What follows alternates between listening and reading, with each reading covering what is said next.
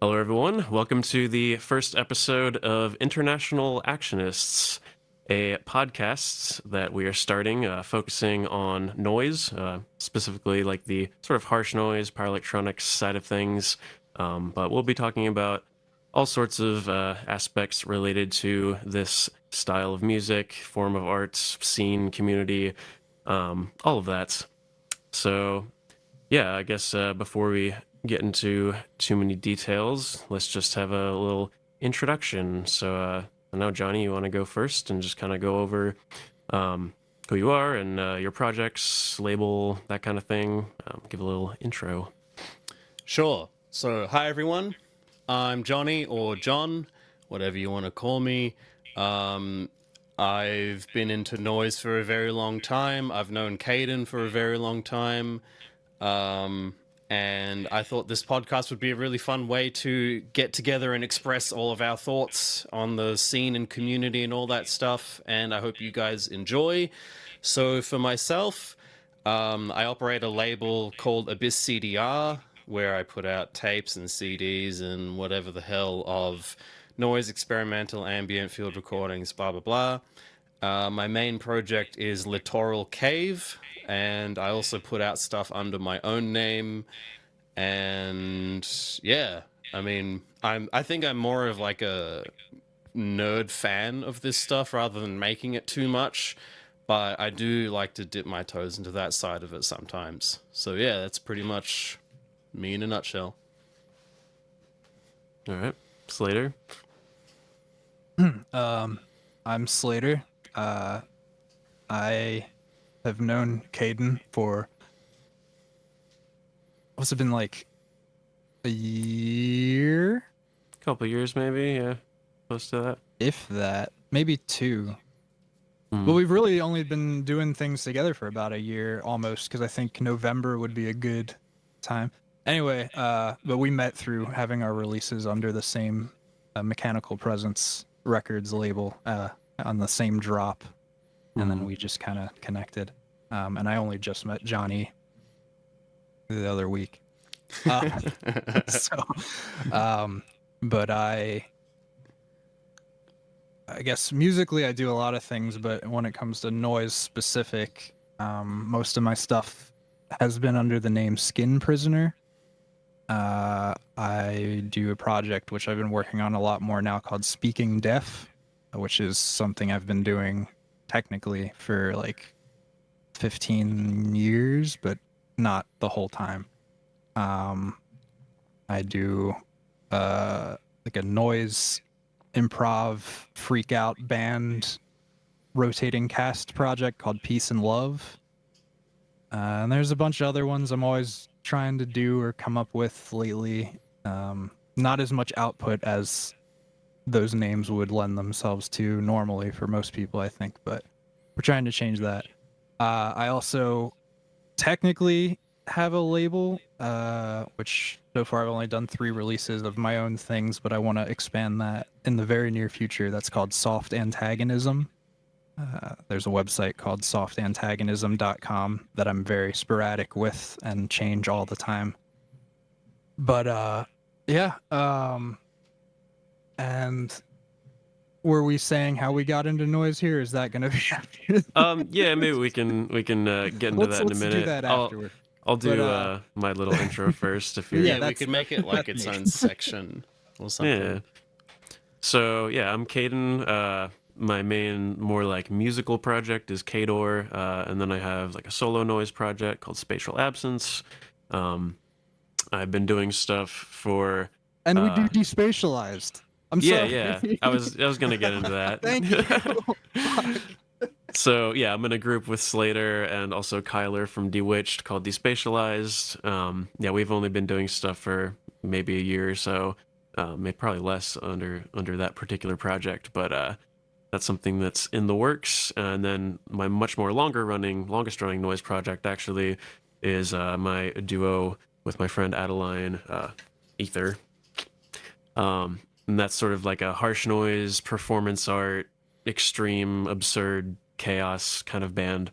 And yeah, so I got into noise. Well, I guess before we get into the noise aspect, I should just say, yeah, for background on how we all met. Um, so I met Johnny online through, I believe it was through our YouTube videos because we were both doing like music collection videos, and I saw your channel and saw you're showing off a lot of like noise stuff, and I think we just connected from there. And started. We realized we were both massive fans of Prurient and Hospital Productions, and kind of bonded over that. And yeah, have sort of been in touch off and on throughout the past, I don't know, 5 years or something, maybe 6 years. Um, and yeah, we like finished up an album recently that we've been working on throughout that whole time, sending files back and forth. And we wanted to just kind of start connecting more regularly and doing these video calls because so me and Slater live in the United States, in Pennsylvania. Johnny lives in Australia, so we've never met in person. Just kind of this online connection. And yeah, so that's some background on how we all met. But yeah, as far as moving into the topic of how we all got into noise, I discovered it when I was 15 years old, through watching a Watch Mojo YouTube video about the top 10 weirdest music genres. And that video, despite how silly and poorly made it was, it really introduced me to a whole new world of underground music and all sorts. I mean, you had what they called Japanoise on there, and Danger Music, of course, which was just like Hinatarash and Dick Higgins. But and then you had there's like Lowercase and Vaporwave and Crunkcore, like all these other super niche, weird, obscure genres that were listed in this Watch Mojo video. So that kind of started my whole deep dive down the rabbit hole. And I listened to a lot of like Merzbow and stuff, and I was like really fascinated by it, but maybe not entirely like, sold on it yet. And then I listened to Frozen Niagara Falls by Prurient, and that really just kind of like made it click for me. And I was like, oh, this is you can blend in more musical aspects with the noise, but still have these like full on blasts of harshness, and it all kind of works together. And anyways, so from there, it's just been this obsession that's been growing and growing with every passing year, just getting more enveloped in it. And yeah, it's a quick rundown of that. If you guys want to jump in. I'll go next then.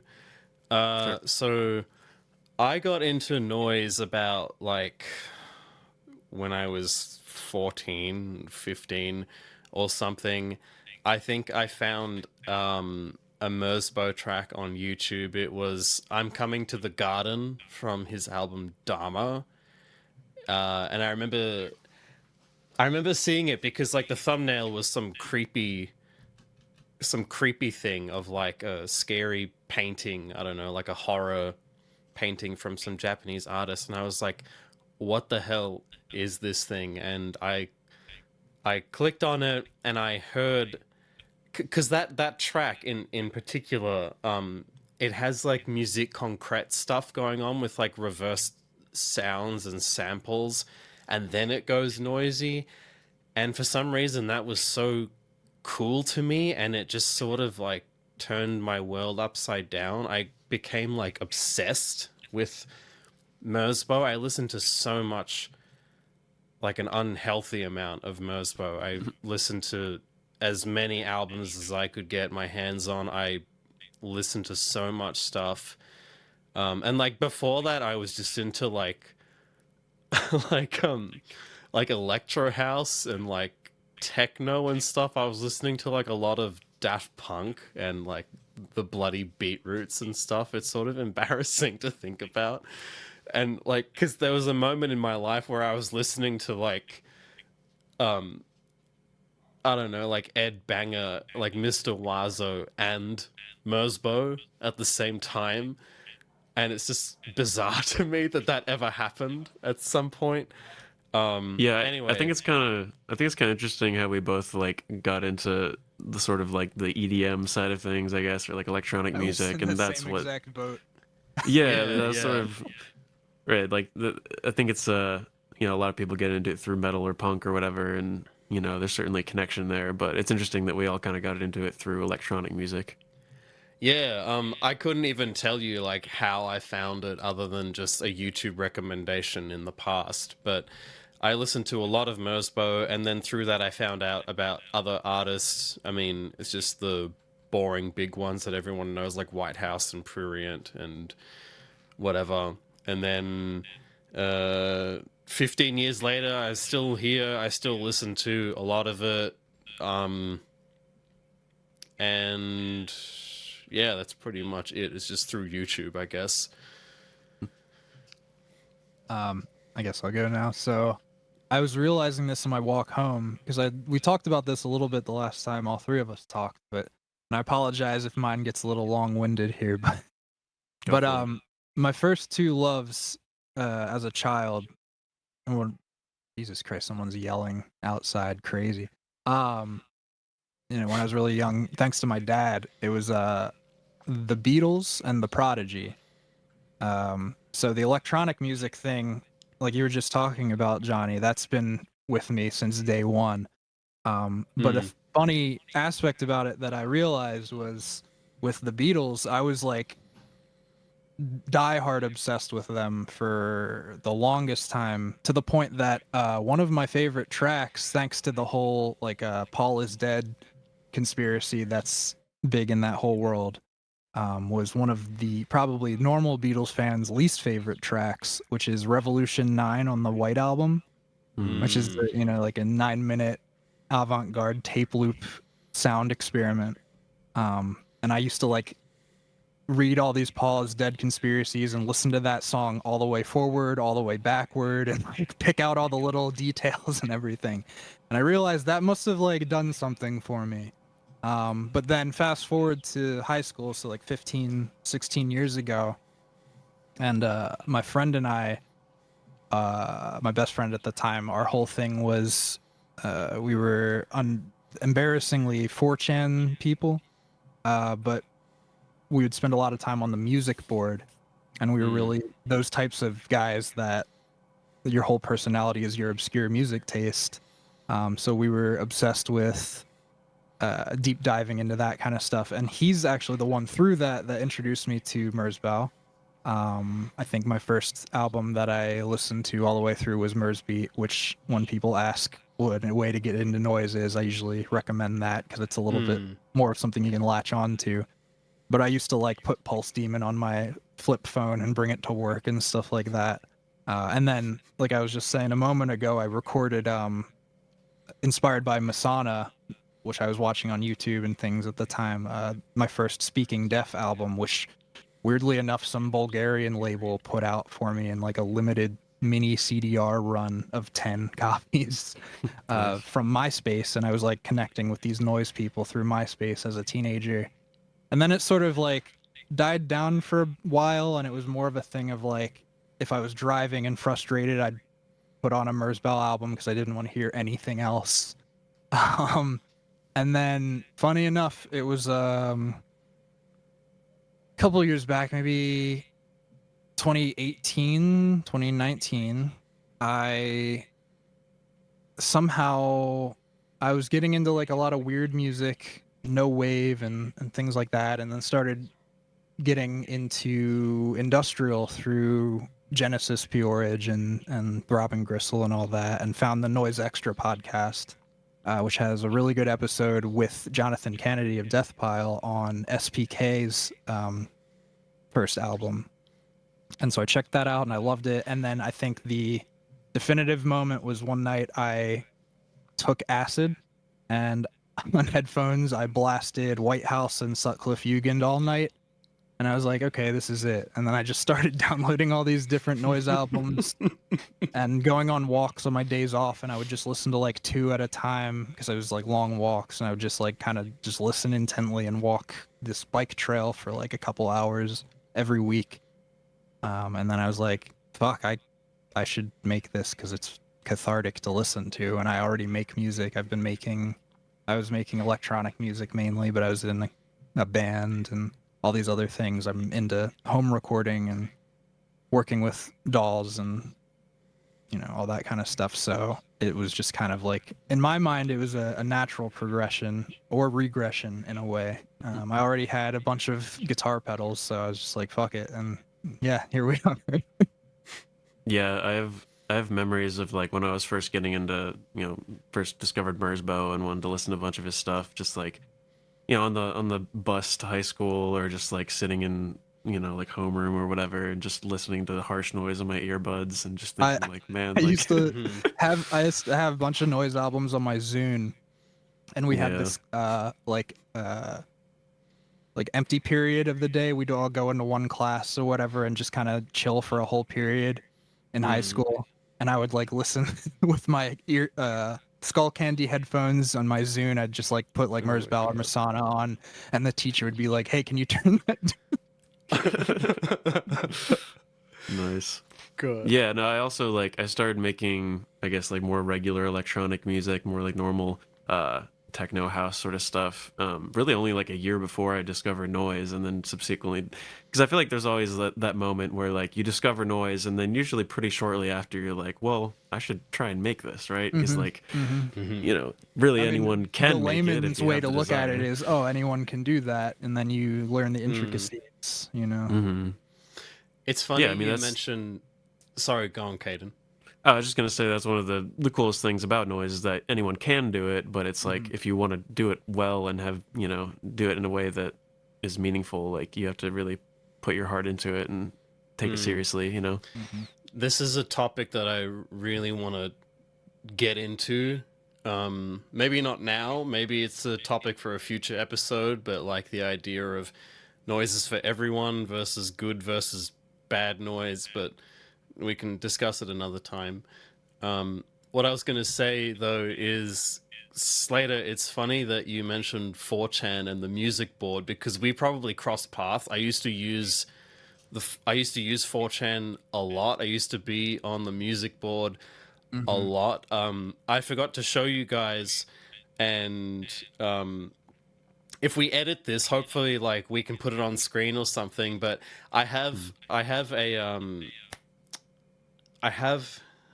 I saved the HTML of a thread that I made on the music board in 2010 of me asking like, is anyone else into noise? Like, let's talk about it. And the opening picture was a picture of Dominic Furneaux in the black and white thing where he's like doing this. And like no one replied, and the only answer I got was, I don't think anyone listens to noise seriously. It's just ironic.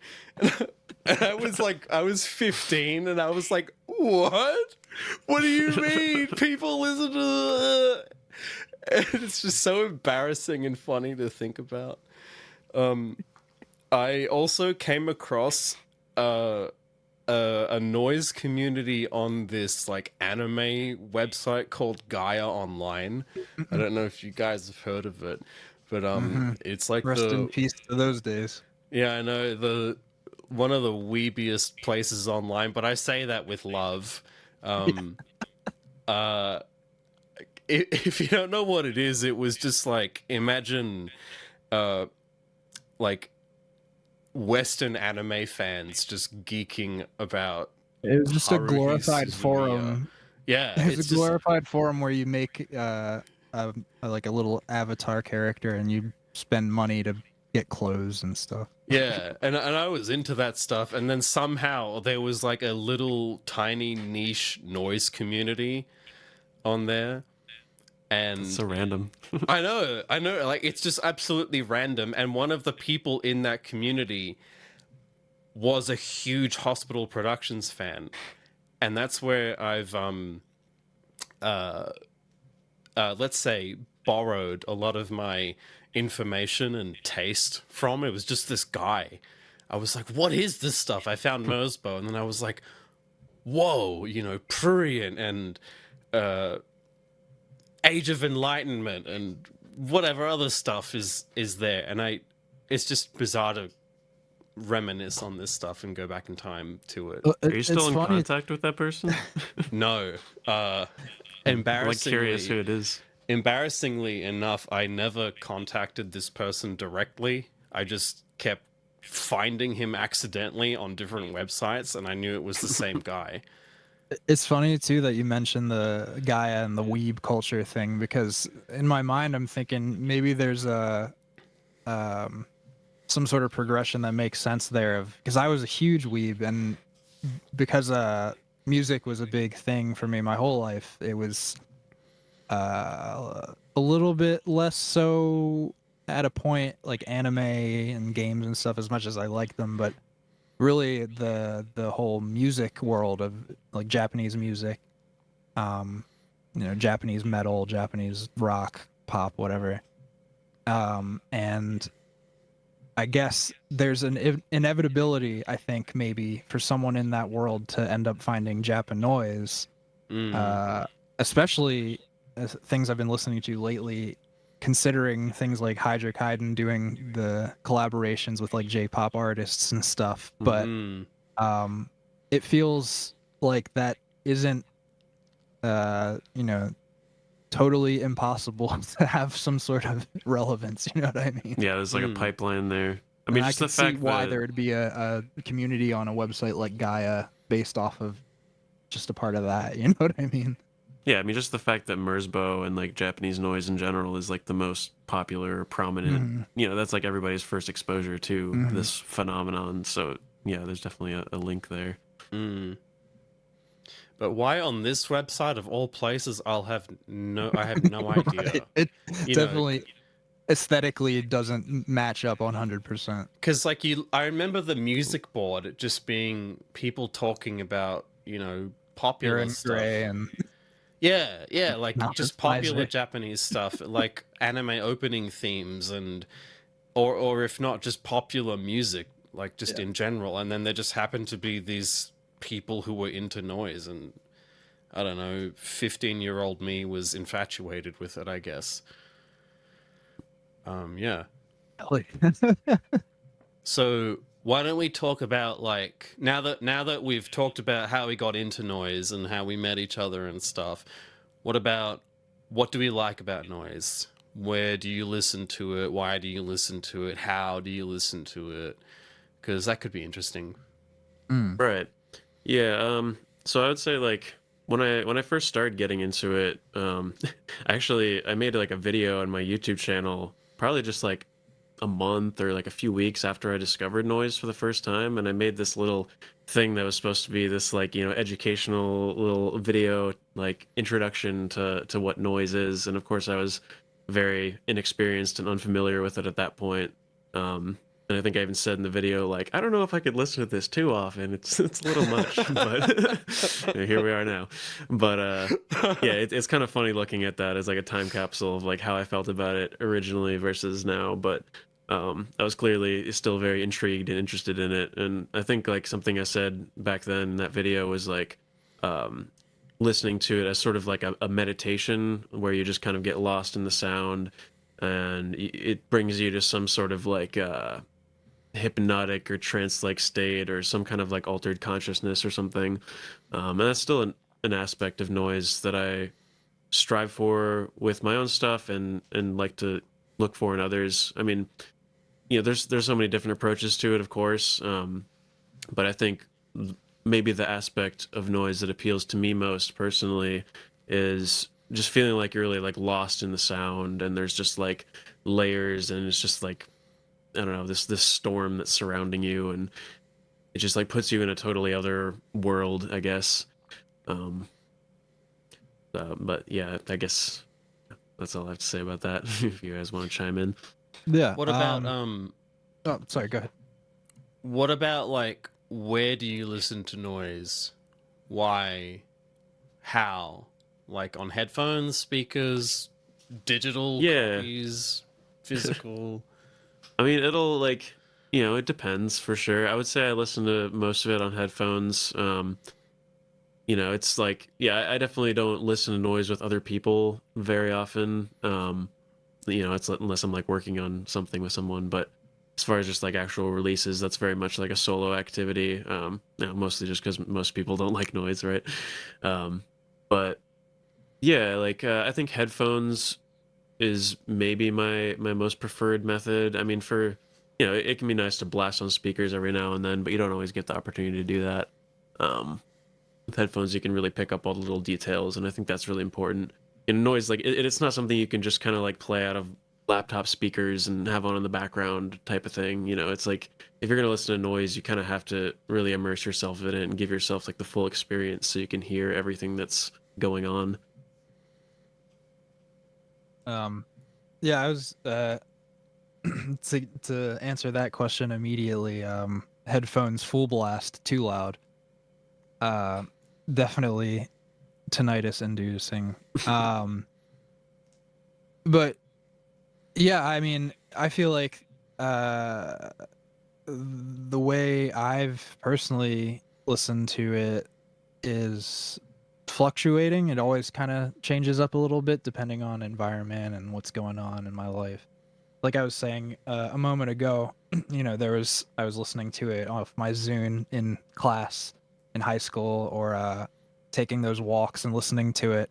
And these days, it's kind of still headphones. Usually when I'm at work, that's my best time, or like walking to or from work, because I have like a 20-30 minute walk either way. So obviously the majority of the time it's going to be digitally. I buy things every now and then. I'm not like the biggest physical collector as much as I do love it.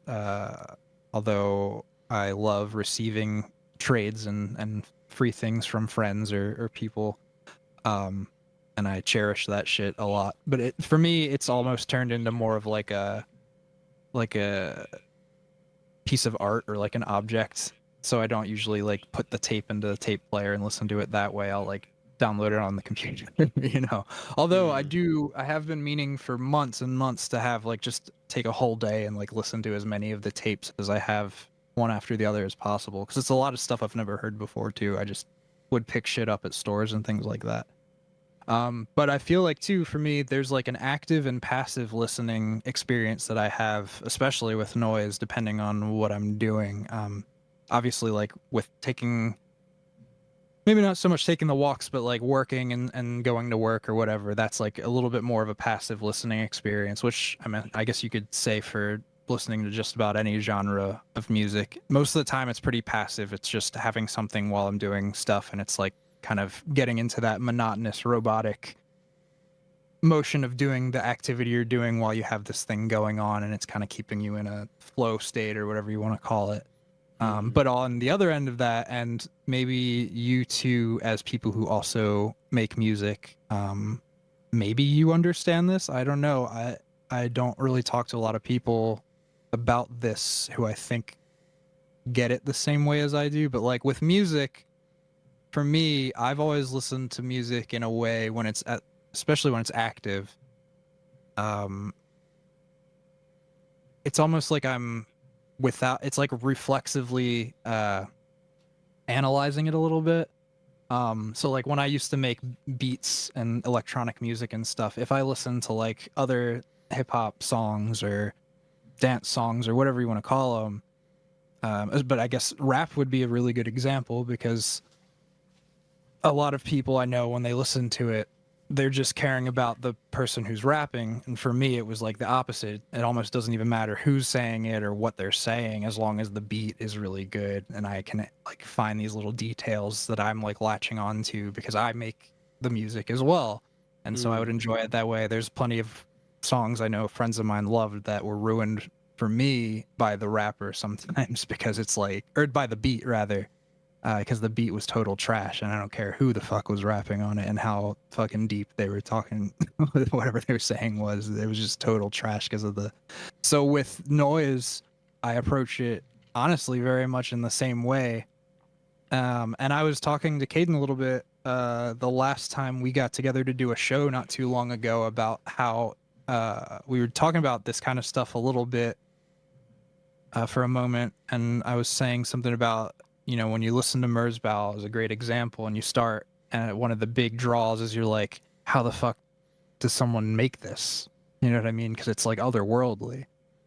And then as you start to learn those things, you're almost like asking the same question, but in a different way, if you're someone who makes that stuff yourself too. because it's even more of a mystery in a way where it's like I understand how to make noise. How the fuck did they make this?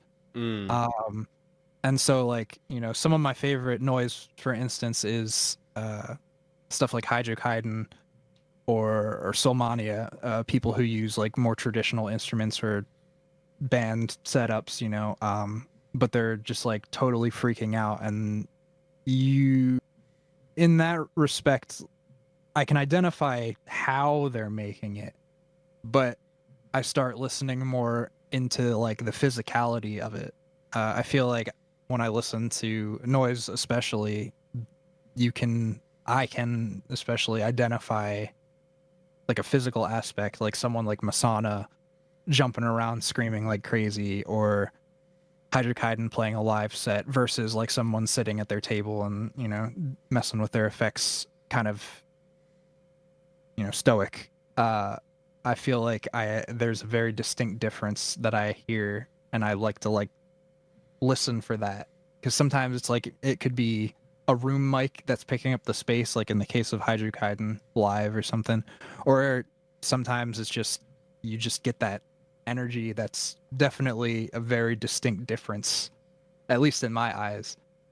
So there is like, yeah, that all goes into that active listening experience, which, yeah, very much adds to my enjoyment. And in terms of like time of day or whatever, I mean, it's usually daytime when the sun's out, when I'm doing stuff.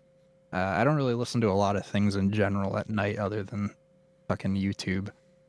So Yeah, I think that's an interesting thing to talk about too. Is like there's sort of like those two approaches to noise, or maybe like the two ends of the spectrum, where you have the people who just kind of sit down at a table and knob total and just focus purely on the sound. Maybe they have a video projection or something, but they don't have any kind of like performative aspects, or there's not much energy to it. I It's have just the a sound. very deep philosophy about this exact.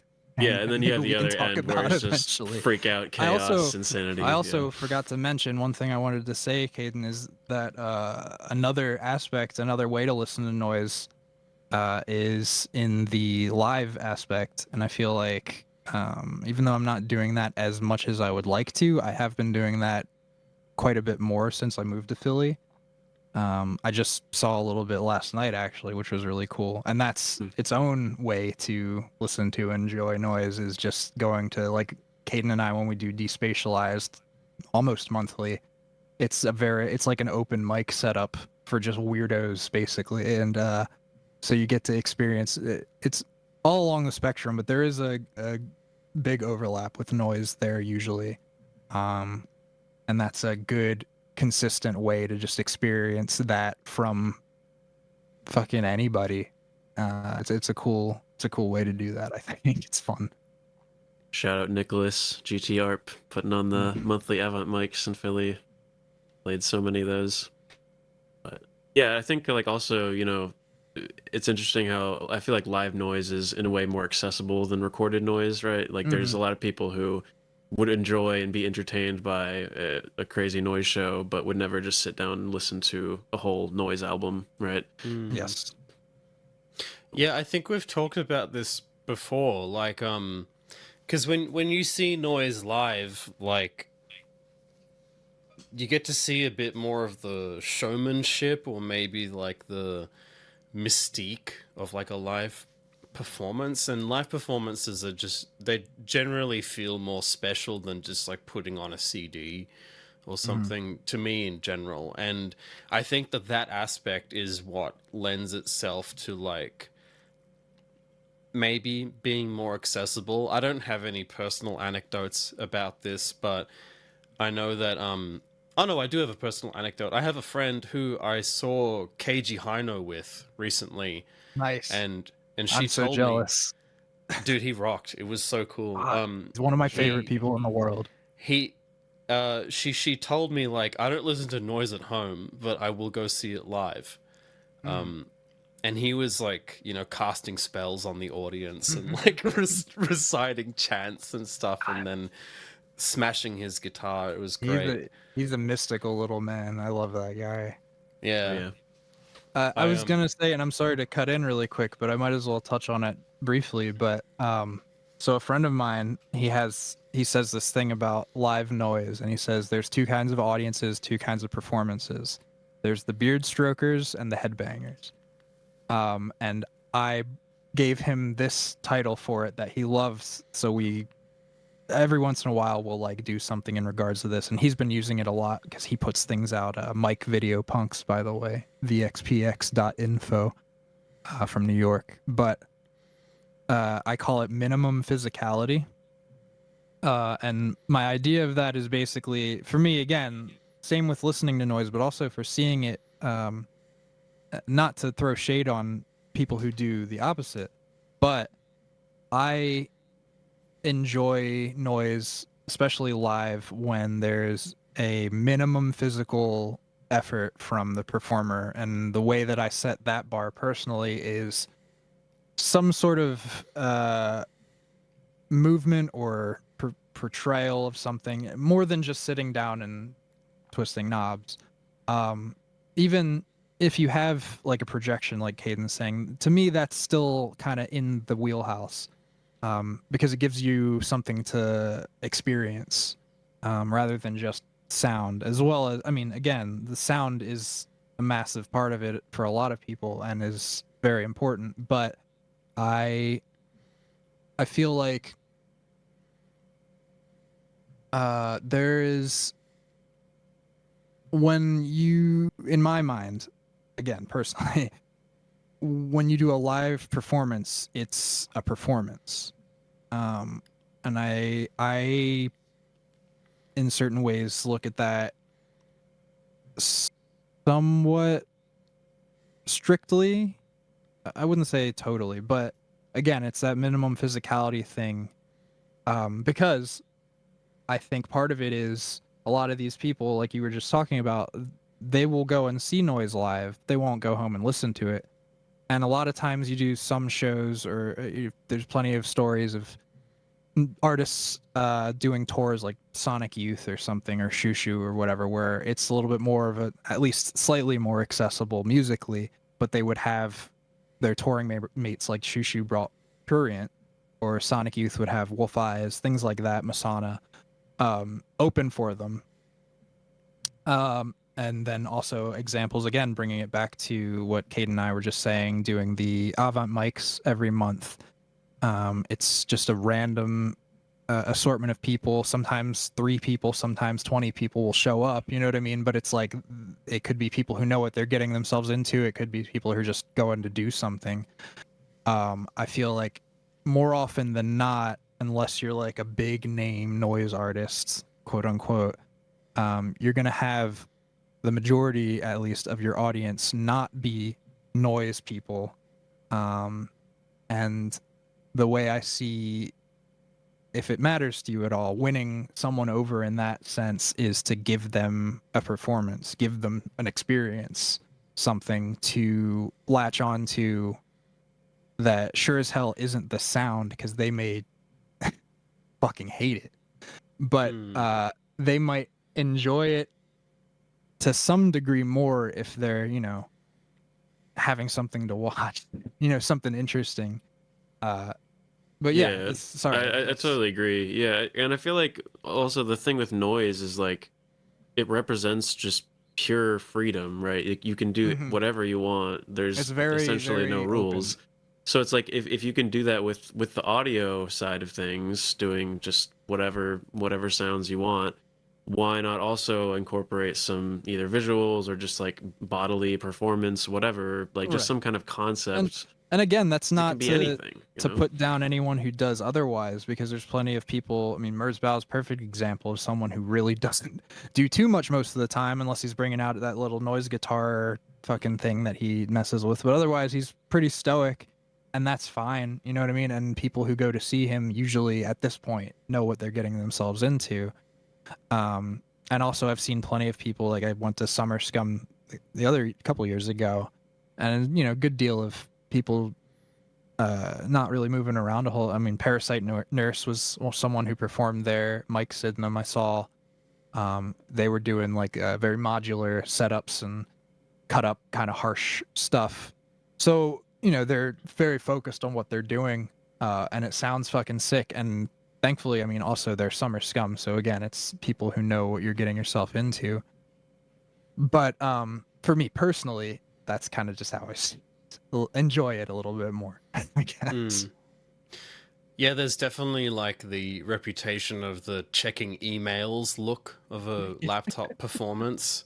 I think I haven't seen a whole lot of noise, but I've seen like lots of just stuff in the broader sense, like ambient and experimental, whatever. And a lot of that is just like the checking emails look. A lot of that is, you know, checking emails and then you twist a knob and then you check your emails again. Which, honestly, for some of that stuff, almost like in a way, it kind of lends itself to that. It's a little bit more slow paced. I guess maybe also as a little addition, maybe from that point is the idea of like noise being a little bit more hectic. You know what I mean? As a sound, as an audio experience, maybe just that matching it up in my head. Like if you're gonna make harsh noise and it's like this really intense, violent, heavy sound, then it would make sense to have the visuals match that in some way. It's funny you mention this, because I've tried to record stuff again recently, and because I don't have a lot of space and I don't have too much gear, I use software and, you know, I'm doing my thing and I'm like, why doesn't this sound good? Why doesn't it sound full and harsh and heavy? And it's like, because I'm not doing that either. You know, I'm like twiddling a knob and it's like, that's not enough. I don't know. Maybe I think part of it for me too, especially when it comes to that, because like with the project I'm doing a lot more now, speaking deaf, when I record that, I make a point of like going into the basement and I have to like thrash around and smash things and scream, and that's part of the recording process.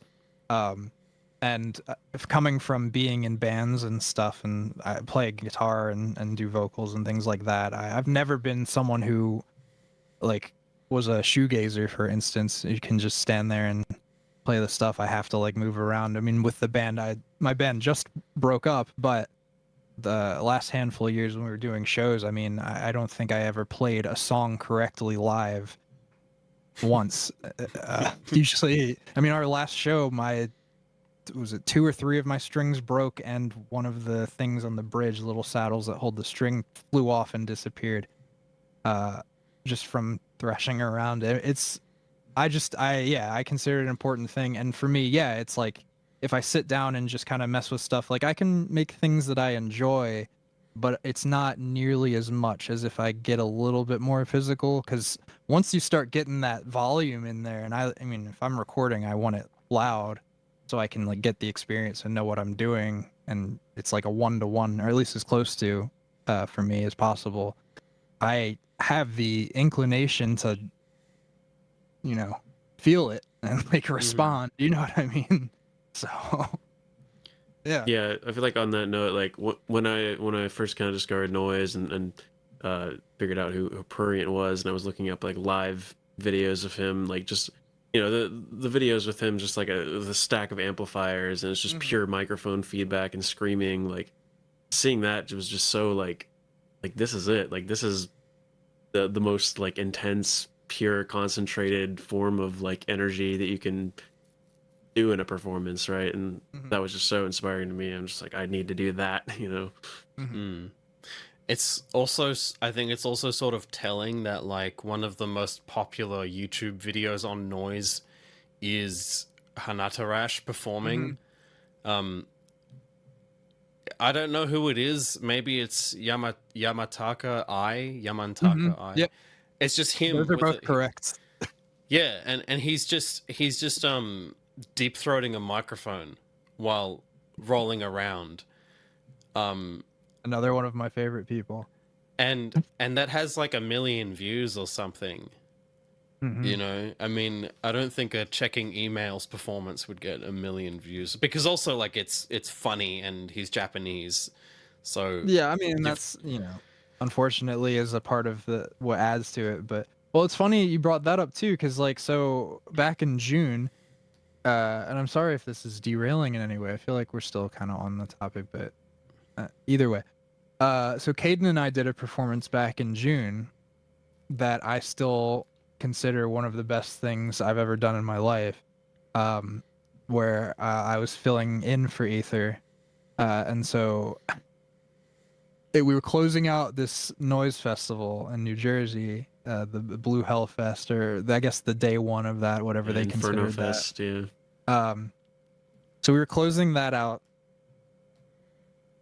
and Caden, considering that that project is performance art based, somewhat, brought a chest of metal junk and dildos, and a bag of ceramic plates, and I just sort of brought a handful of my pedals and a microphone, and I was like, I'll probably like scream and Hayden will do the noise stuff, and then we'll probably just get really physical and just go crazy. And I wanted it to be, because I knew that that was part of the performance from the get go, is to do something weird and physical. And I had a whole other thing going on in my head where I just wanted to kind of go off. And within like 30 seconds, my microphone unplugged, all of my shit unplugged, and I was just like, fuck it. I had a plate in my hand and started throwing it at the ground and chewing on the shards, and we were throwing metal junk around. I was like throwing a chain up against shit really hard and just like complete reckless abandon. And like I fucking got a piece of plate stuck in my knee and was like bleeding on the ground and holding the dildos up and stuff and screaming. And we had this conversation afterward, on our way from New Jersey, where we were sort of decompressing, and we were talking about how, I think I put it like, all these kids and people, they're all not all kids, that feels derogatory. All these people who are doing this stuff often will reference things like that Hanatarash performance and Masana and all these people, Dominic, people who did these crazy shows, and I wish I was there. I wish I could go back in time. And they look at these pictures and they know this lore and stuff, and it's this big deal. It's this big fucking mythological thing.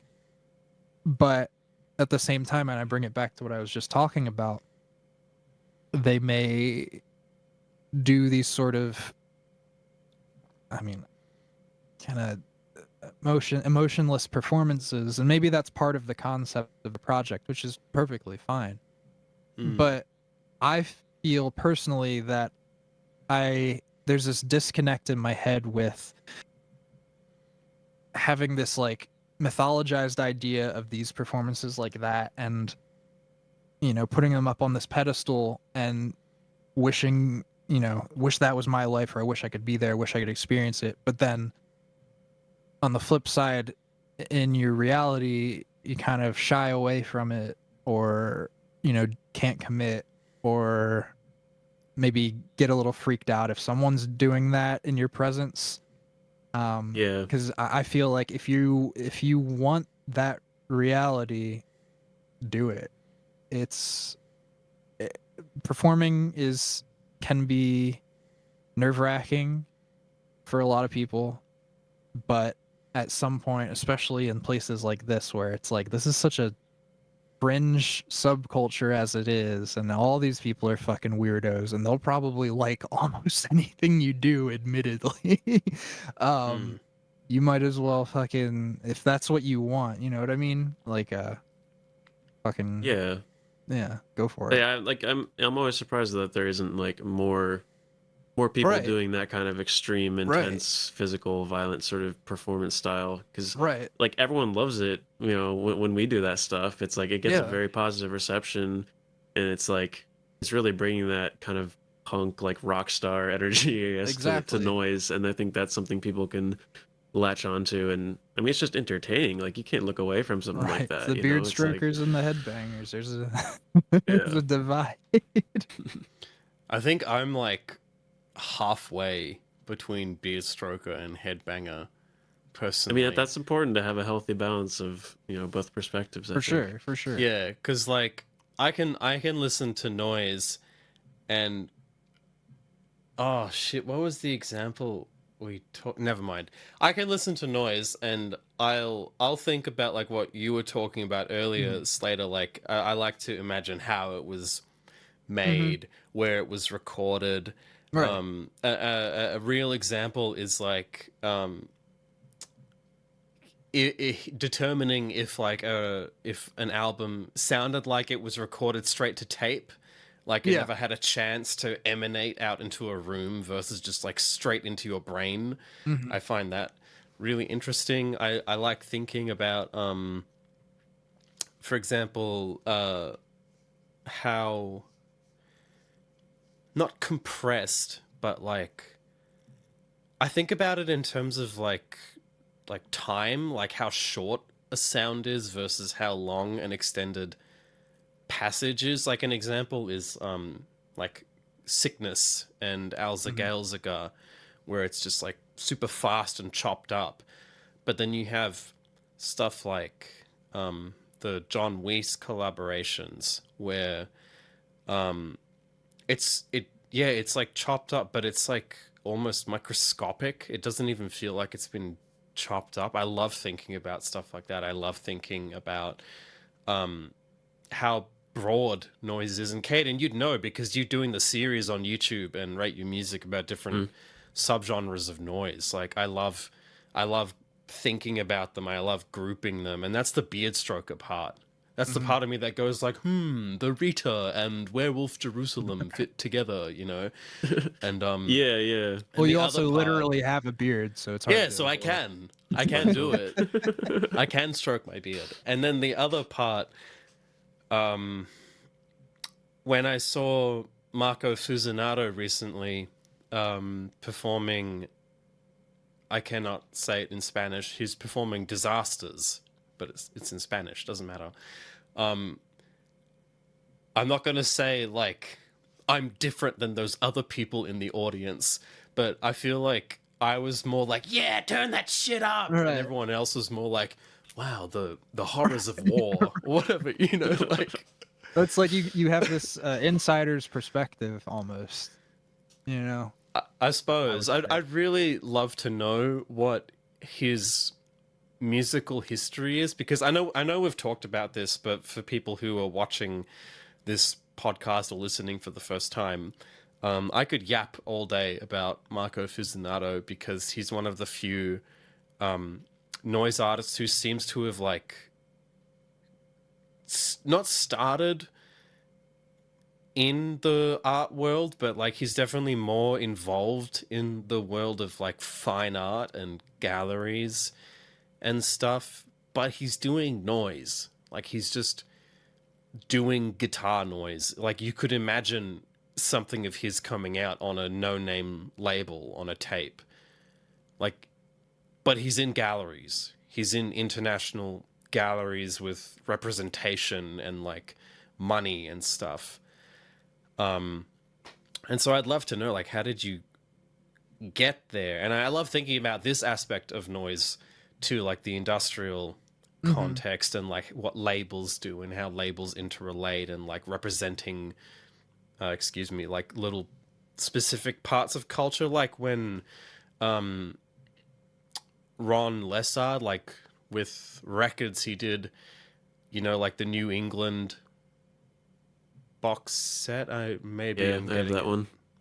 And there was the one with Tronics, like the California box set. Like it's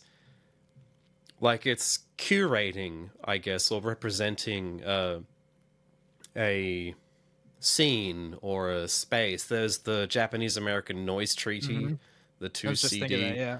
Yeah, I love thinking about that stuff too. You can even go back into the 80s with like the industrial tape labels and stuff, and all the people from like Europe and things like that sending tracks to like basically some kid in like England or Germany or wherever, and like Broken Flag or something like that, putting that stuff out back in the day. Also, talking about what you were just talking about, I think an interesting aspect too of that the art world with that performer is that he's doing not only noise but guitar noise, which almost feels like even more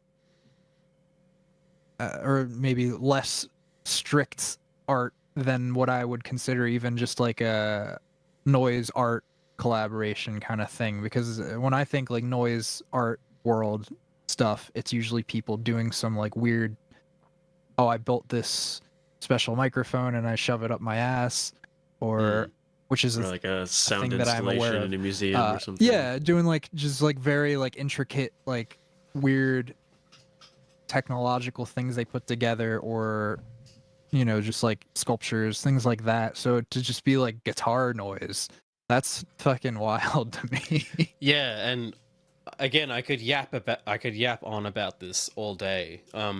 About like to bring it back to the original question of like how do we enjoy noise and stuff. I think an aspect of getting any gallery representation, I know this is maybe beyond the scope of this podcast, but we're here anyway, is to sell yourself like that you're exploring a concept or an idea.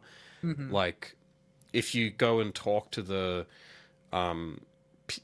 people who grant you funding and you say like, I'm just gonna beat the shit out of a speaker with a microphone and I'll be naked, give me $20,000 please, like that won't get it. Like that'll rock, that'll be so cool, but like not for like a gallery, not to have like a so Right. like with this guy, it's about because there's a bunch of flashing pictures and they're like all black and white, and it's like about the nature of images and like rock and roll and war and violence and appropriating art. Like again, I don't want to yap too much about it, but what I'm saying is like when it comes to concepts behind noise, I find it very interesting to think about this stuff. Again, the beard stroker part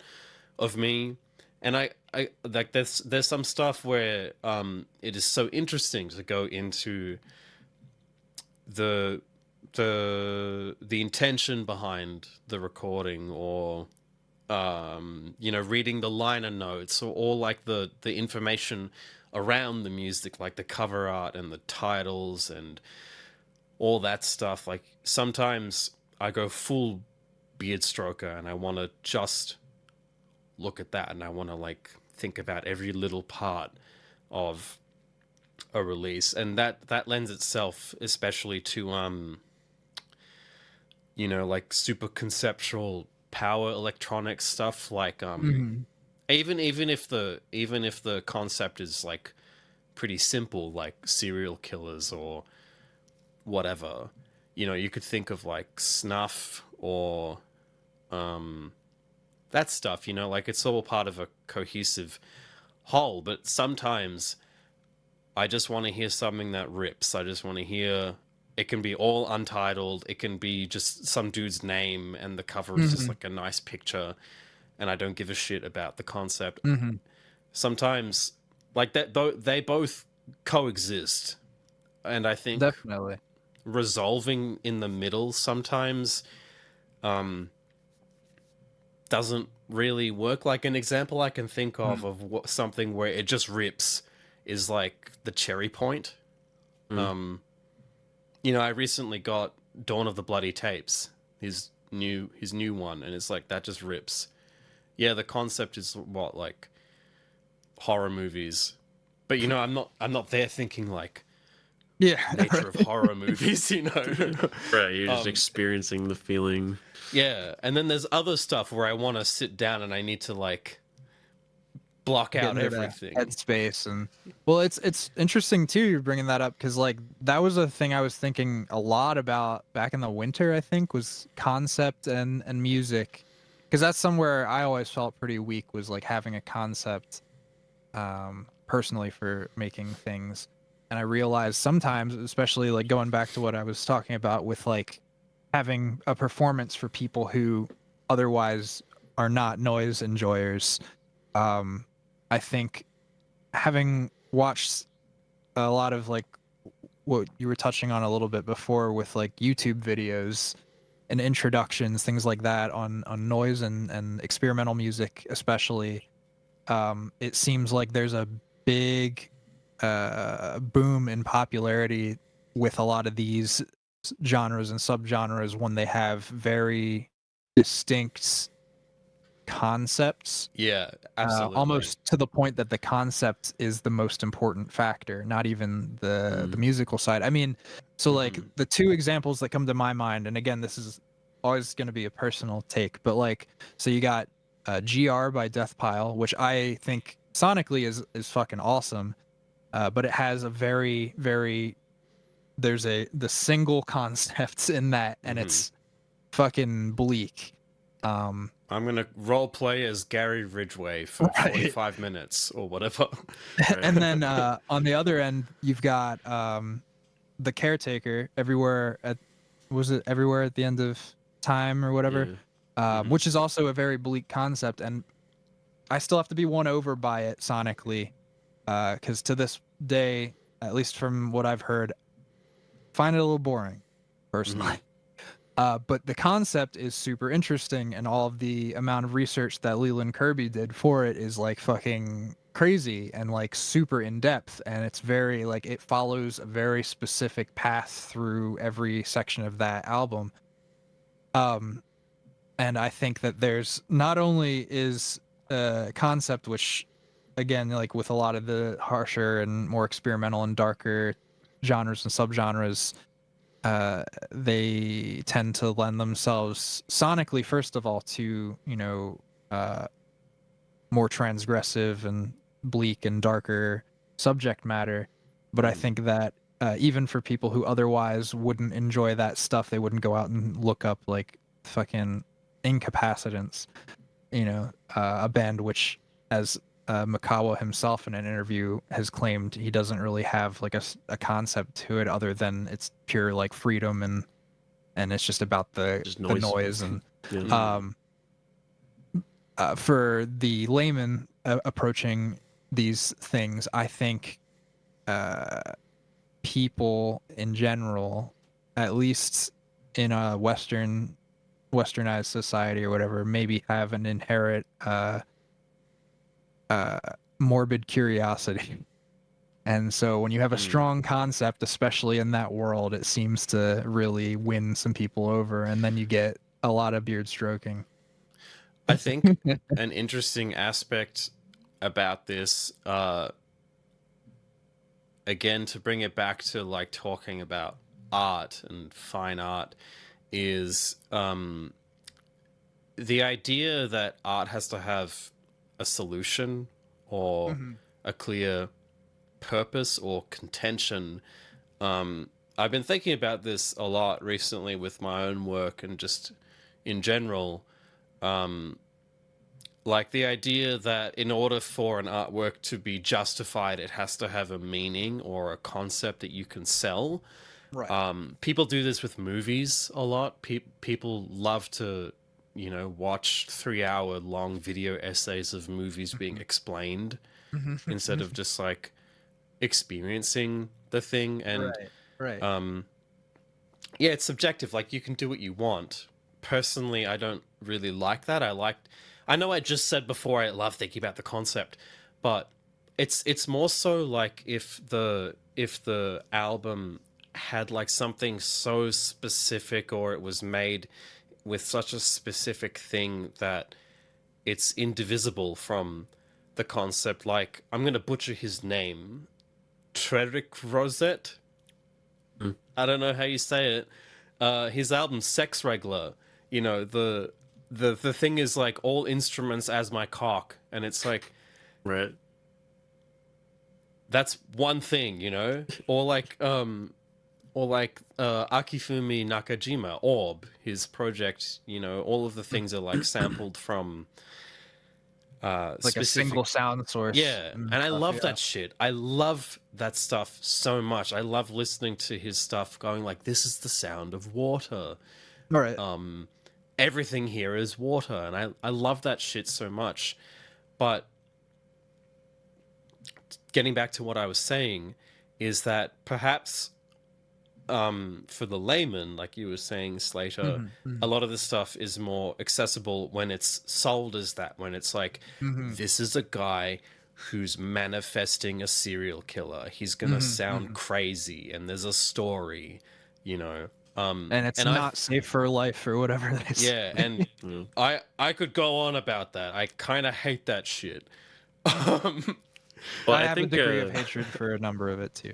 I think the Rita would be a good project to bring up at this point, because I mean that is very concept driven. It's also an example of like just pure harsh noise that is sort of like it's got risen above that scene to some degree and gotten some recognition from, I would say, the more intellectual, academic, like art world side of things, 100%. right? I mean that's always been his background too, like watching interviews with him and stuff, like he was always into like the minimalist painting and that kind of like art scene. And like I got that big hardcover book that he put out recently, and it has all these essays that are just like really really formal academic like analysis of the themes that go into his work, all the ballet, feet, shark stuff, and just this very like heady way of explaining this stuff. But when you reduce it down to what it is, it's like harsh noise and putting pictures of sharks and like women's feet on them, and it's just like what is this, like I don't know, it's just interesting that such a bizarre specific thing is like starting to rise above this niche community a little bit. Also, like, so I just wanted to throw this in, kind of unrelated, but like what we were talking about earlier, with certain things, like certain artists having like gallery works, right, and sort of moving more into that world. Like, so there's that performance art group that was sort of like proto Throbbing Gristle, Coombe Transmissions, right? I assume you guys know about them to some degree. I was just listening to a bunch of Genesis interviews today, actually. Okay, yeah. Well, I mean, I don't know too much. I don't think there's too much like video documentation or anything of that era. Very little. It's like, but yeah, like throughout the 70s, like before Throbbing Gristle was a thing, they had this like performance art group, and they would just, I mean, they would play in galleries. They would do these performances in legit art galleries. There are 2 albums as well. It would be, yeah, and it'd just be like the most, like from what I've read, just the most insane, disgusting. Like, they were doing like piss enemas and like stuff involving like piss and like vomit just all on the street and stuff, all this weird raw stuff. meats and sex acts and like just all this insane like perverted filth, and it's like just in a gallery. It's like being supported in that sense, which I think is interesting. I don't know if it was just like a different time back then that kind of thing could happen or what, but Very I feel like you wouldn't really see that sort of thing nowadays in like in that context. You can learn a lot about it listening to just one of many Genesis Peorage interviews online. There's a lot of detail. Oh yeah. Maybe my point needed a bit more work, like to really hone it into what I want to say, because I'm not against conceptual noise or conceptual art. I just think that sometimes it seems like it can be like heavy-handed. Like I think about it in terms of sometimes it feels like, especially like you were saying, you bring up like the serial killer thing, which plenty of times was the concept from the get-go, but sometimes you'll find some random Harsh Noise wall release on Bandcamp and it has some serial killer references, and it feels like it was added after the fact. Yeah. Right. My point is, like, I feel like some of this stuff is so easily sold as like a YouTube recommendation, like albums that are NSFL, or like one of the worst ones I saw was the title was, it still makes me laugh. The title was the weirdest genre of music you've never heard of, and the thumbnail was Japanese ambient music. I'm like, come on, man. Like, and so in my head, that stuff is in the same location as people who find out about Death Pile, and they go like, wow, this is so harsh and scary, and Mm-hmm. oh my god, this guy is Gary Ridgway, you know? But sometimes it's cool, sometimes it works, sometimes I love that stuff. I don't think I can. Now I'm sort of embarrassed to even have brought it up because like No, no, no. I It's a good can't point. like I can't go. It's a good point. It's hard to split that, I think, strictly. But I think I'm in the same place as you, where it's like Mhm. definitely most music I go into listening, regardless of if there's a concept or not, whether I know it from the beginning or not, I don't go into usually listening to music with that in mind. I almost don't even care. When there's a strong concept and I can find out about it, it's interesting, and I'm the kind of person who will sit there and read all about it. And if it's a strong concept, again, like the Caretaker album, I will read interviews and things like that. Even though I don't like the album, it's interesting to read about. But there's also plenty of times where it's like, oh, how many more of these can we make about murder and just like the most base level, like transgressive concept that adds nothing to this experience. and like even sonically it's kind of whatever. It's like, oh cool. I don't know. Right. Yeah, I feel like, first and foremost, it is about the sound, right? It's like whether you enjoy that or not. I mean, unless the concept is like a really standout, unique thing that like no one's ever done anything like before, it's, I feel like not too many people are sold on concept alone like that. Like if you like the audio that you're listening to, then maybe you'll research it more and dive more into that. But I mean, and then that also gets into like what is good noise or bad noise, which maybe we can get into that in another episode. But yeah, I mean, there's like maybe some people might view it like the concept is like integral to it, and the concept maybe like the physical packaging also. Like there's so many different aspects and sides of like a noise release apart from just the sound itself.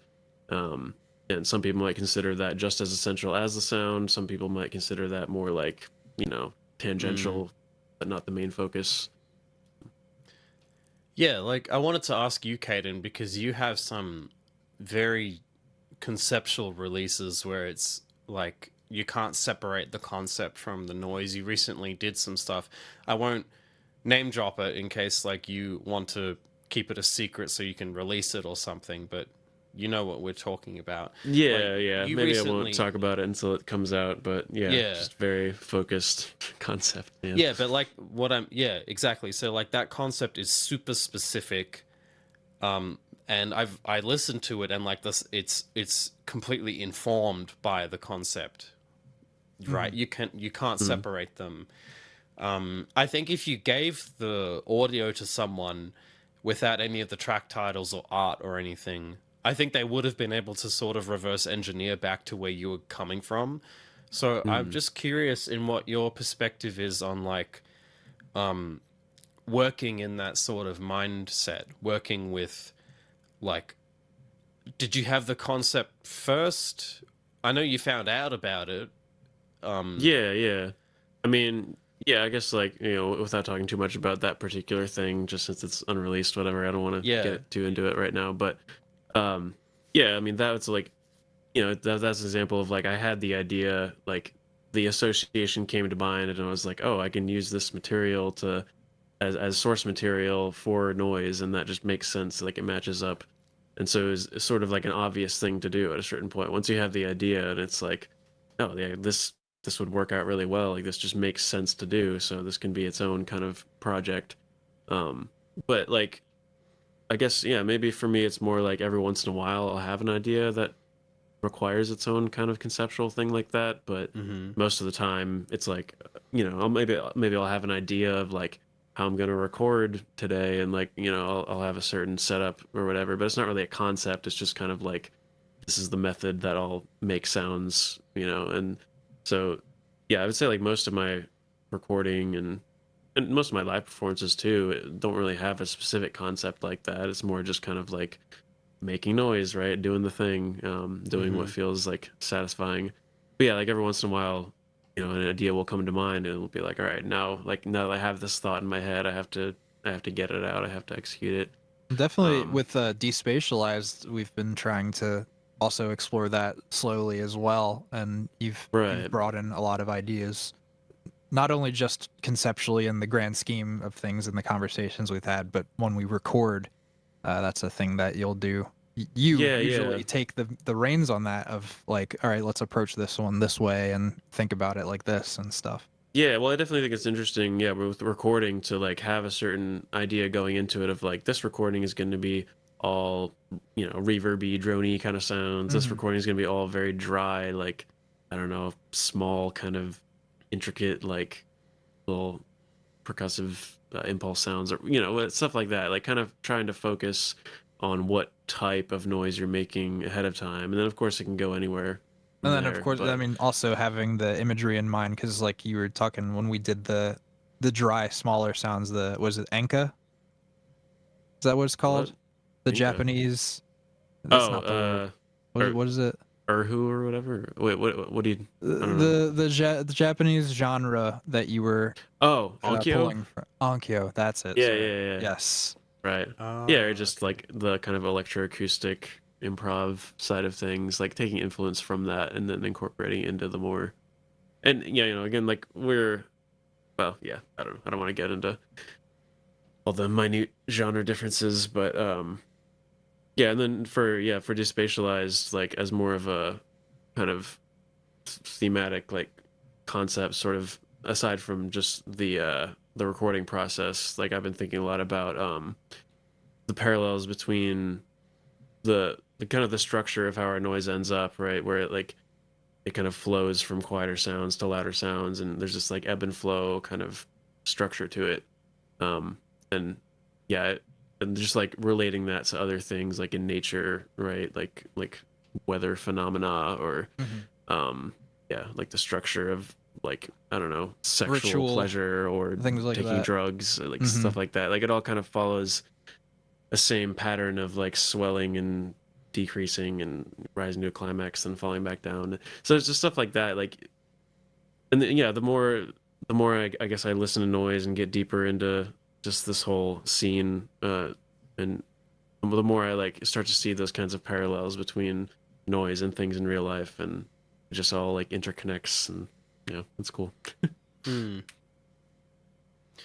But Yeah, we could talk about I know that we've spoken before about like people who aren't into noise or have never heard of it liking noise anyway, like noise being um like dramatic or attractive, and we spoke about monster trucks and like fireworks. And I keep thinking about this honestly ever since ever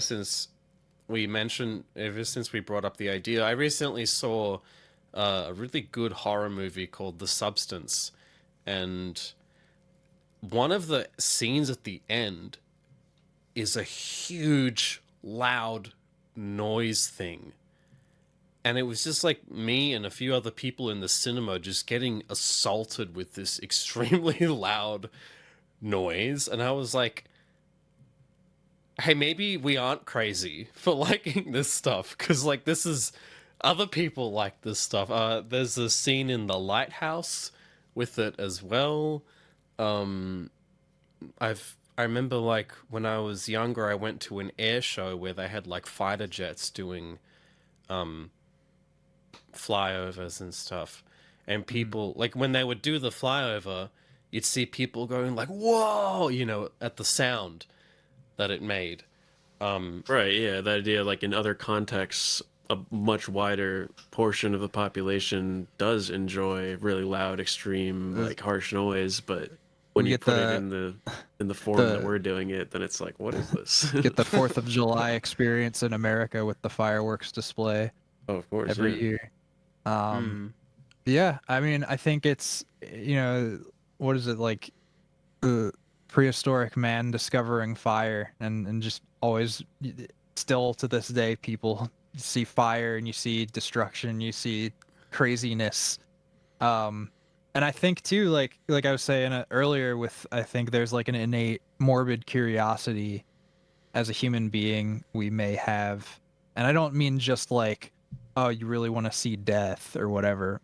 Sometimes that is the case though these days with people online and things like that. But um, I think there's like what is it? People talk about sometimes the idea of enjoying watching other people fail or get hurt or fuck up, and there's like Mm-hmm.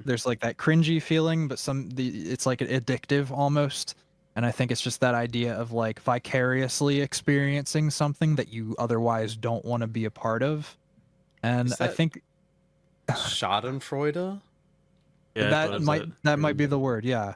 I don't know how to say it in German. Pleasure derived from the misfortunes of others. There we go. Thank you. Yes, that I forgot that there is the term.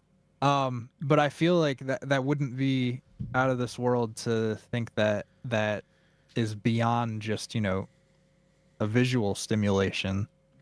You know what I mean? Like with the loud sounds and everything, there's probably a part of the human brain that reacts to that for a specific reason in certain ways. Because I always use the word, I'm sure it's very common, making noise or listening to noise or whatever, of catharsis.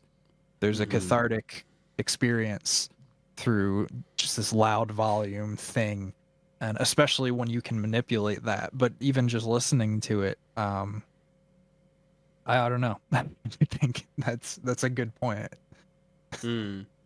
Yeah, and there's definitely a reason why lots of noise, is sad or depressive or angry. Mm-hmm. You don't really see too much happy noise or Right. like I don't know, a really specific emotion noise. It's like I guess there's a reason why, like, unfortunately the default is like sadness, anger, depression, hatred, violence. And then we could talk all day about like taboo and social norms and whatever, but I recently, you reminded me of when I saw Uboa,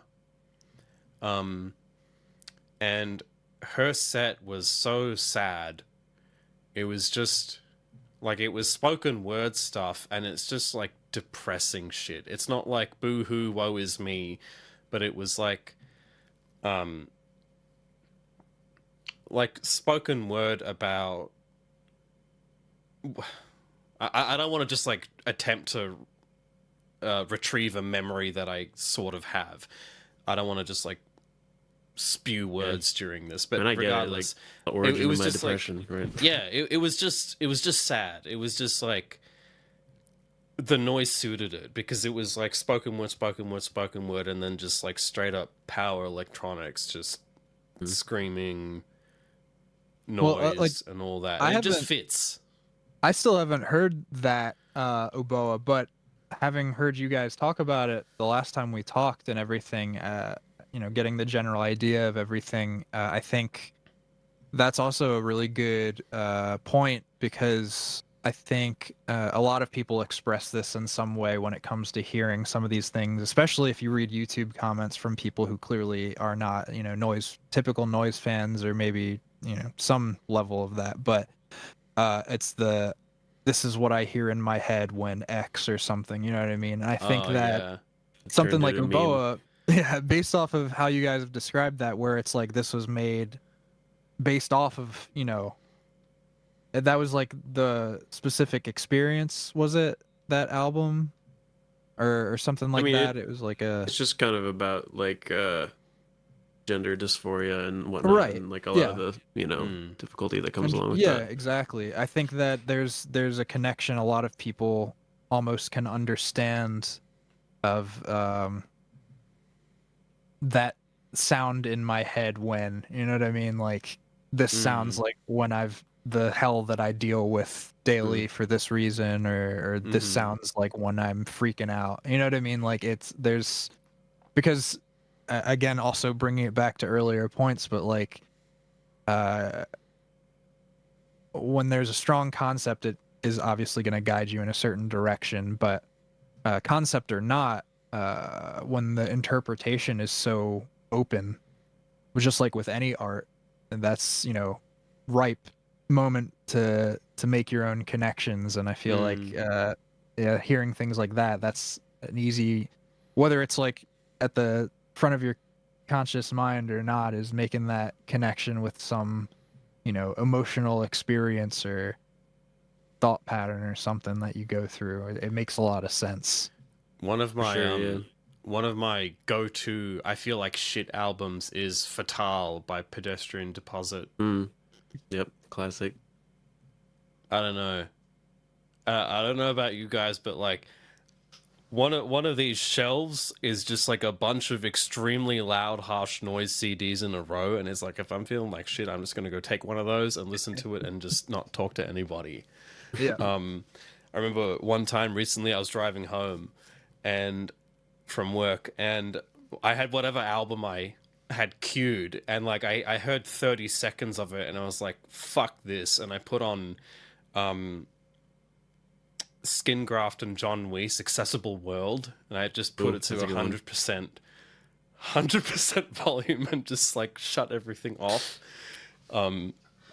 And yeah, I completely I love thinking about, like, just going back to why do we enjoy noise, or how do we enjoy noise. Yeah. I love thinking like that. Like, I love thinking about what suits what time, but also the memory I have associated with an album, or like where I got it, or who I bought it from, or anything.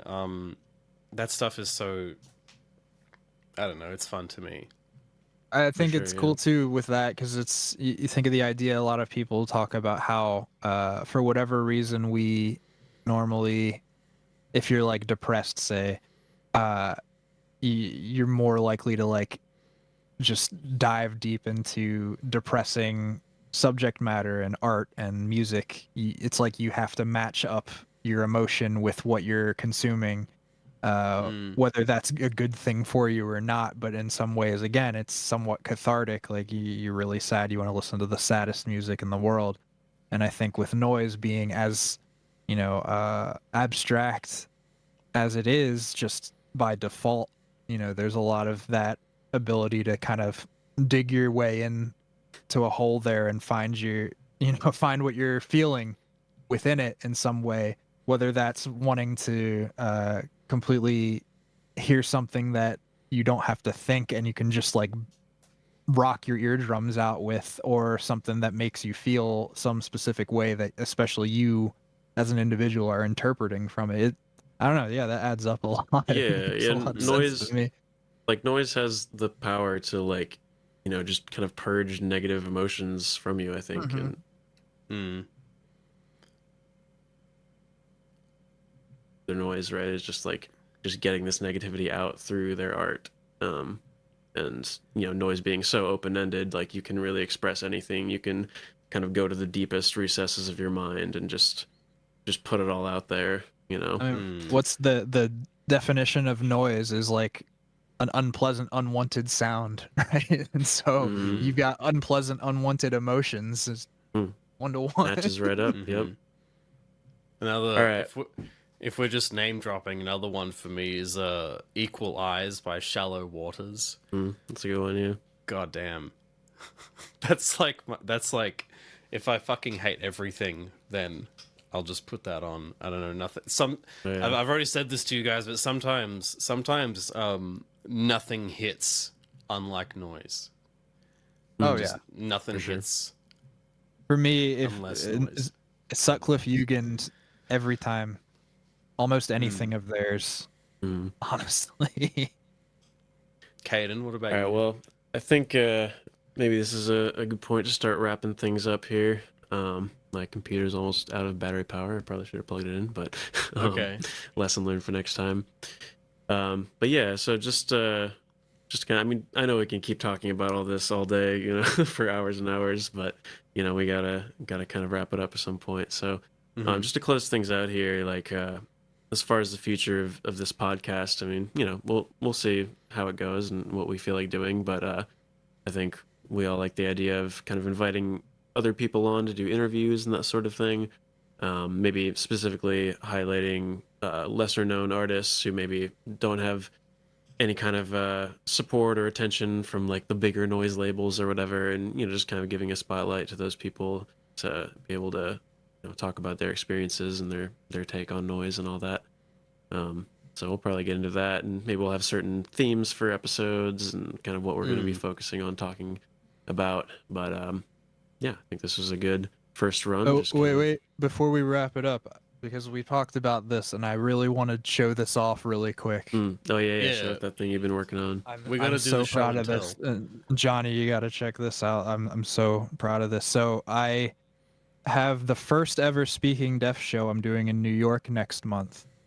And so I wanted to, I made an album, which was actually I was working on before that came together. And I had this, usually when I make albums these days, it's like right before I fall asleep, I have this whole concept of like, all right, this is what it's going to sound like generally.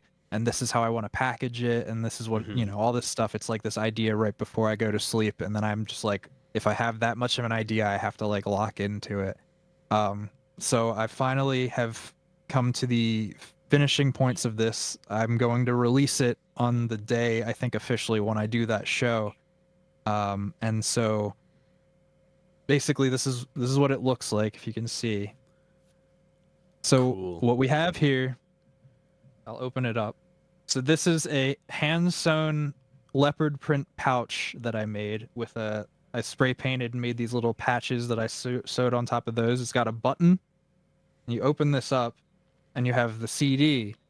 So with the label that I made, Speaking Deaf, the whole concept for every release I've done so far, except for the first, is like the most cost-effective way I personally can do it. I work at a Mm. record store, so I just nabbed like out of our dollar bin like 40 CD cases and took all of the packaging out, spray painted them all. I hand cut like a leopard print design and just spray painted them all. Made these stickers that have the cover on it. It's called "Fuck Your Punk."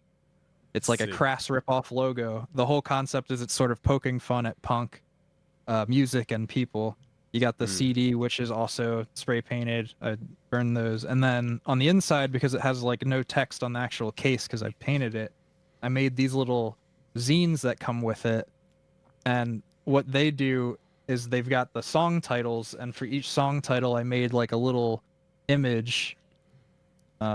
Sick. I'll have to send you guys, Ooh, closer pictures of these so you that can looks actually sick. see it. But I've been working on this tirelessly.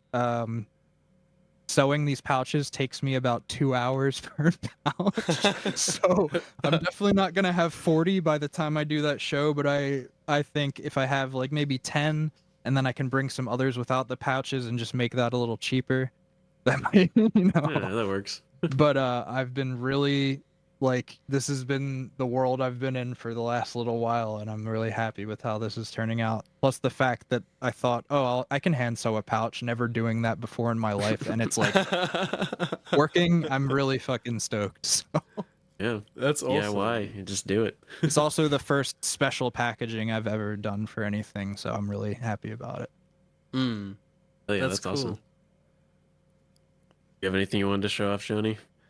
Yeah. So the most recent things I put out on Abyss CDR is I put out Game Center Voyeur, which is by me. I did some field recordings in arcades in Japan when I went last year. Oh hell yeah! And I've got a binaural mic set up, and I just kind of hid it on my person, and I walked around looking at a bunch of the games. I'm a big I'm a big video game nerd. I'm a big arcade video game nerd. That's why there's a CRT right there. It's hooked up to an Xbox now I 360. notice it. Okay. Yeah. uh, and I printed these things at work. It's a PVC board with direct print, and I also did the CDs, which is of the Japanese 100 yen coin, yeah. because it's a reference to how you play those games with 100 yen coins. You hear a bunch of like, it's kind of funny to think, because when I recorded it, I'm going like, wow, you can hear all these specific games that I like, oh, you can hear the sound effect from XYZ, and I don't think other people will get that when they hear it. They'll just go like, this is so fucking loud, man. And I did the recordings. I put them in the track titles. They're from different arcades and what time of day I went, because Friday and Saturday night were the craziest, where all the freaks come out. And it was an incredible experience, and I have been wanting to actually use my field recording setup for something good for a while, because I've just been dicking around with it. I cannot even do this right now. I'll do it later. And I'm pretty pleased with how it came out. And the other thing is, I put out this little thing called It Draws Near. It's an anonymous noise thing. I found out near my work there is a very sad looking office supplies store, and they have an insane amount of blank CDs and CDRs, and their website is outdated, and when you add stuff to cart, I don't even know if I'll ever get it. So I just went myself one day, and it was this lady in the office, and she looked surprised when I walked in, as if they hadn't had a customer for like the past 2 weeks. And I said, I'll buy 100 business card CDRs, please. and yeah, and I would like to do like a business card CDR series. Maybe they don't hold much music. It's like 4.5 to 5 minutes each, but I thought it'd be cute to do them. I like business card CDRs, and this thing, I guess it's supposed to be like ominous or spooky, sort of scary sounding noise. I mean, not to just dilute it down to a description like that, like, oh, it's scary, but like, yeah, I'm interested in putting out music that's more like that. Like not so much always harsh all the time, or always super conceptual or whatever. But like, when I heard this, I was like, yeah, it has to come out. And so yeah, I'd like to do more of them, and it's a free download on the Bandcamp. I'm gonna have to somehow grab both of those from you at some point, because those are fucking cool looking. So Johnny actually just sent me a bunch of various things that he's put out, and he gave me 2 copies of a lot of them. So Slater, you can have the other copy of some of those. I will if you'd gladly like. send you one of these at some point when I finish more of the pouches. Yes, please. I want one of those things. They look so cool. I will give you one. Oh yeah, me too. Oh, of course. Yeah. I haven't gotten around to listening to any of the stuff you sent, Johnny. But yeah, that the Game Center voyeur thing, I think, probably like packaging wise, just like the whole look of that is my favorite out that's of what fucking you sent. awesome. That's just like so unique and cool the way that came together, and it's just so like sleek and professional looking. I love it. Thank you. If you want some behind the scenes information, because I work at a printing company, and we have like a graphic design team who set up the artwork for print and stuff. I just asked my coworker, here's a JPEG, can you make it for me? And he said, yes, here it is. And then I printed and cut them, and it was the wrong size. And so I like wasted all that time, and I had to redo them, but now they're good. That's all that matters. But yeah, that is really cool how you can print that stuff at your job. Yeah. What about you, Caden? Yeah, I mean, I took a few things here, but I'll just I guess probably my most proud achievement within the past year or so has been this denatured noise Mhm. compilation that I put out. I made 50 copies. Just yeah, various noise artists. I had like an open call kind of thing where people send in tracks, and I pick my favorites to go on here. And my whole idea for this release was to just make this big collage art piece, and then cut it up into 50 individual little squares, and then I would kind of tie I've got each. mine. Yeah, there you go. Mine is behind me somewhere, but I do Yeah, have mine so as well. yeah, I'm happy with the way this came out. It was a really fun project, just to collage everything and put it all together. I'd like to do like a sequel to this at some point. Yeah, I guess I never really said my label is Denatured Productions. So this is Denatured Noise. I haven't put out too many things I haven't put out too many things in general. Mostly stuff I've released or collaborations or whatever. But yeah, this is a very fun project. And I guess just real quick, I'll also show off this spatial absence thing that I put out on Fusty Cunt not too long ago.